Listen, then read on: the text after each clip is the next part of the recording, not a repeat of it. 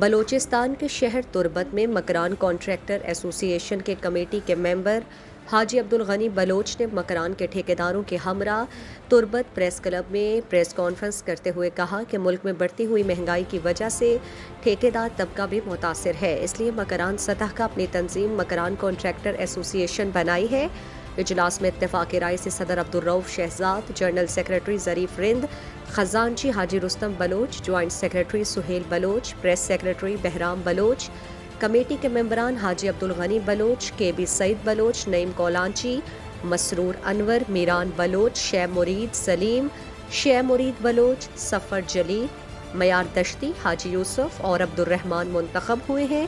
انہوں نے کہا کہ مکران کے ٹھیکیدار برادری کو یکجا اور متحد کرنا وقت کی ضرورت ہے، کیونکہ بڑھتی ہوئی مہنگائی کے سبب مارکیٹ میں تمام اشیاء کی قیمتیں بڑھتی جا رہی ہیں۔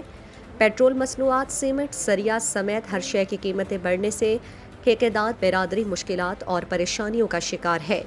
حالیہ جاری ٹینڈر 2018 کے ریٹس کے مطابق جاری کیے گئے ہیں۔ 2018 کے ریٹس اور جون 2022 کے ریٹس میں 100% فرق ہے، جس کی وجہ سے جاری اسکیمات کو سابقہ ریٹس کے مطابق مکمل کرنا ناممکن ہے۔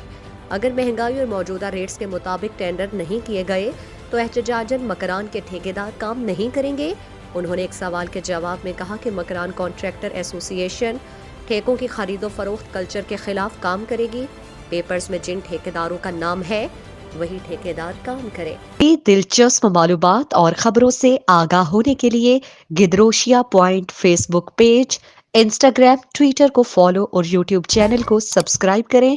بیل آئیکن بٹن دبانا نہ بھولیں تاکہ مکران سمیت بلوچستان کی خبروں سے جڑے رہیں۔